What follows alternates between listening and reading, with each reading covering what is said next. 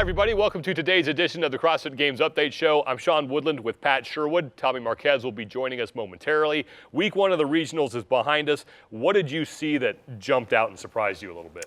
Several things, as a matter of fact. All right. First of all, there's just so many new faces that are going to be showing up into Carson, and those new faces didn't just kind of squeak in. Right. They kicked ass. We're talking LaChance and Bridgers going to the big show, and then some of the vets. The vets showed why they are who they are. Akinwale, Fortunato, the bearded wonder up there in Canada. Mm-hmm. These vets have been through so many tests over the course of the years, and it doesn't matter what we throw at them. They, we might bump them around a bit in the top three, but they're coming back, so they're proven. And then also, with all these different events, I mean, who would have predicted 150 pistols or strict handstand push-ups at regionals?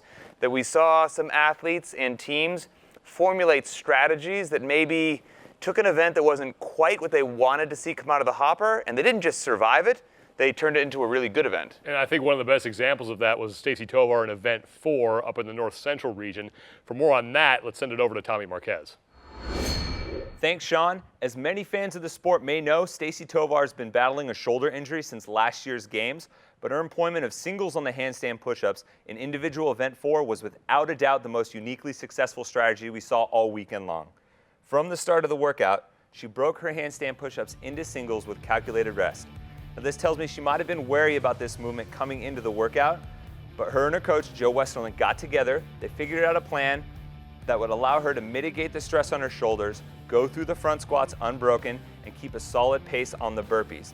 Now, she showcased she was able to string some of these handstand push-ups together by doing her final set of 3 unbroken, but ultimately, it was planning and preparation that allowed her to get third place in this workout overall when she desperately needed a top 3 finish to keep her in the hunt for the podium. I have no doubt that we'll see some ladies employ this strategy in weeks to come in order to be successful with a workout where they might not favor handstand push-ups. Back to you, Sean. All right, thanks, Tommy. That is probably the best example of an individual, but where are some other areas people should look to this weekend to see athletes make up some time on some of these events?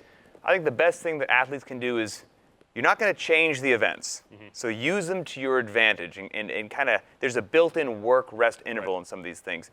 Think about event number 6, the 50s, that long chipper.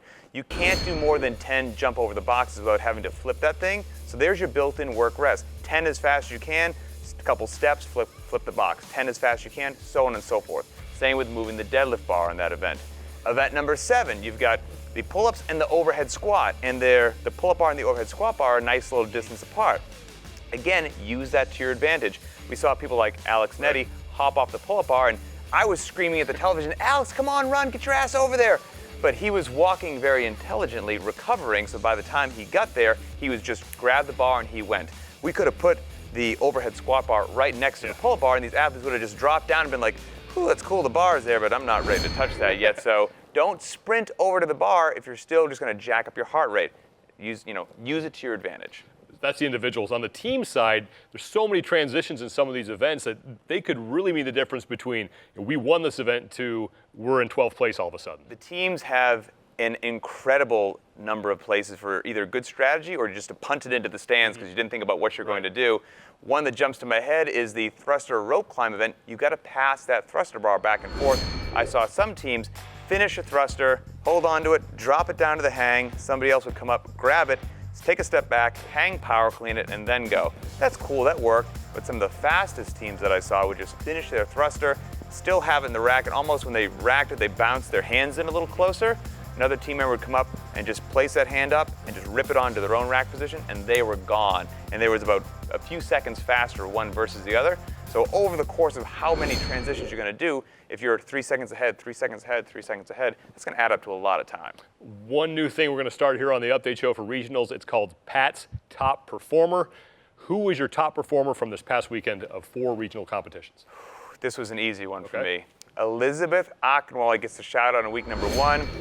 Just a tried and true veteran that was, tested more than I've seen her tested in a while. Took 2nd place, and I love the fact that in the interview, she's like, "I didn't come here for 2nd. That doesn't sit well with me." I love that about her. She wants to win.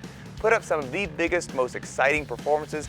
200-pound snatch, followed that up with walking over 300 feet on her hands. And just think of When a rookie comes in and kicks ass, it's awesome. Right. I'm excited for them. But when I see a veteran year after year as a consistent performer, and she's done well in the Open, she's been to the game several times, won a regional the last 2 years, she's now compiling a body of work that says no matter what you throw at me, no matter what the rep range, the loading, the movement, you're going to see me at Carson. That's super impressive, and she rose to the occasion. Yeah, Elizabeth Akinwale definitely showing her versatility and just how fit she is at the North Central region. That's going to do it for us. For Tommy Marquez and Pat Sherwood, I'm Sean Woodland. We'll see you next time.